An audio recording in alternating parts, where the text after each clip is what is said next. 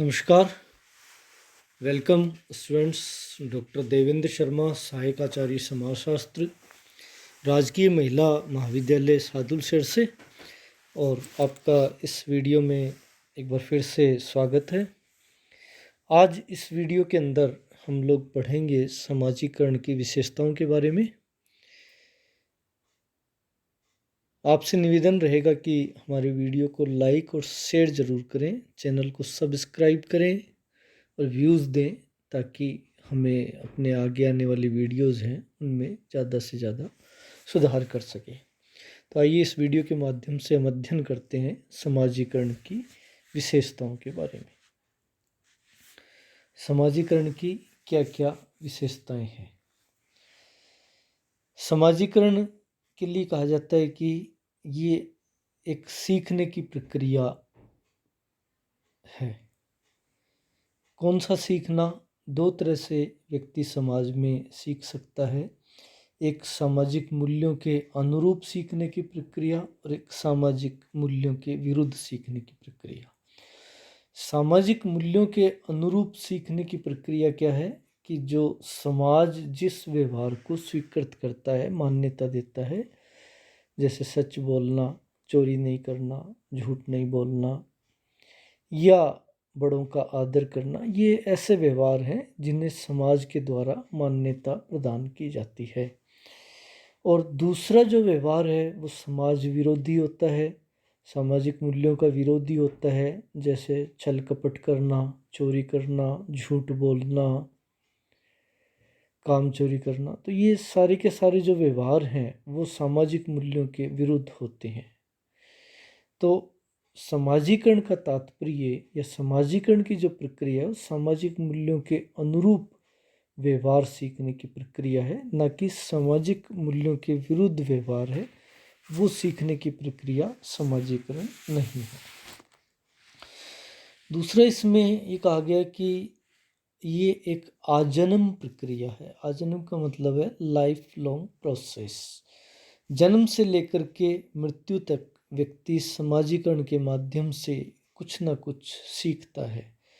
वह अपनी बाल्यावस्था से लेकर वृद्धावस्था तक विभिन्न प्रकार की जो उसको परिस्थितियां या स्टेटस प्राप्त होता है समाज में, उनके अनुरूप भूमिका निभा करके समाज के द्वारा जो व्यवहार मान्य किया जाता है उसको सीखता रहता है। अर्थात जन्म से लेकर के मृत्यु तक ये कुछ न कुछ व्यक्ति सदैव सीखता रहता है। यद्यपि किशोरावस्था तक उसका सीखने की प्रक्रिया वो तीव्र गति से चलती है, उसके बाद में उतनी तीव्र गति उसकी नहीं होती, लेकिन ये नहीं कहा जा सकता कि ये प्रक्रिया रुक जाती है, बल्कि जन्म से लेकर के मृत्यु तक कुछ न कुछ व्यक्ति सीखता अवश्य है।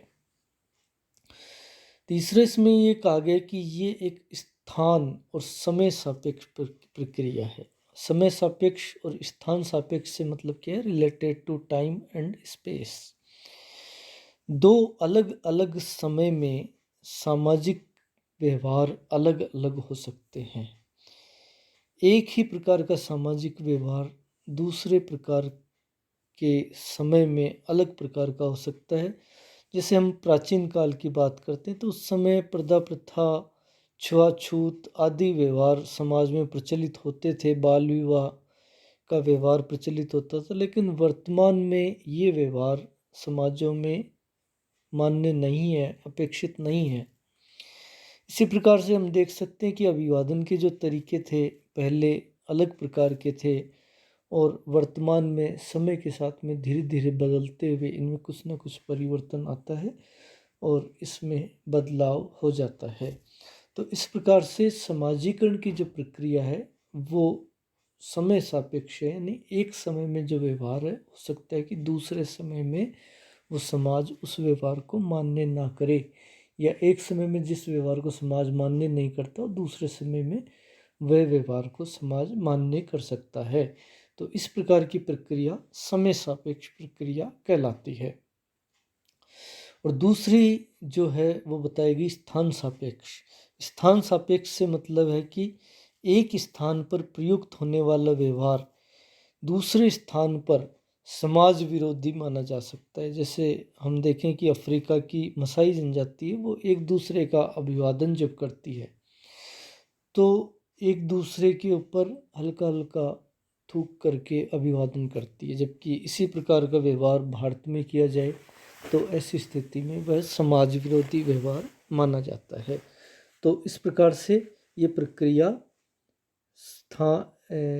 स्थान सापेक्ष प्रक्रिया कही जाती है, जो एक स्थान पर अलग हो सकती है, दूसरे स्थान पर वो प्रक्रिया अलग हो सकती है। संस्कृति को आत्मसात करने की प्रक्रिया है समाजीकरण। समाजीकरण के द्वारा भौतिक तथा अभौतिक संस्कृति के तत्वों को आत्मसात किया जाता है। धीरे धीरे ये व्यक्तित्व के अंदर इस प्रकार से समाहित हो जाती है कि व्यक्तित्व का अंग बन जाती है। भौतिक जो तत्व हैं उनमें प्रौद्योगिकी या जो भी भौतिक वस्तुएं जो मनुष्य के योगदान से निर्मित हुई, वे सारी वस्तुएं आ जाती हैं। और अभौतिक तत्वों के अंतर्गत संस्कृति के नियम, रीति रिवाज आदि जो है, जो कि व्यक्ति अपनाता है, प्रत्यक्ष नहीं होते हैं, ये अमूर्त प्रकृति होती है इनकी। तो इस प्रकार की जो उस संस्कृति के तत्व हैं उनको व्यक्ति अपने व्यक्तित्व में उतार लेता है। तो ये संस्कृति को आत्मसात करने की प्रक्रिया है।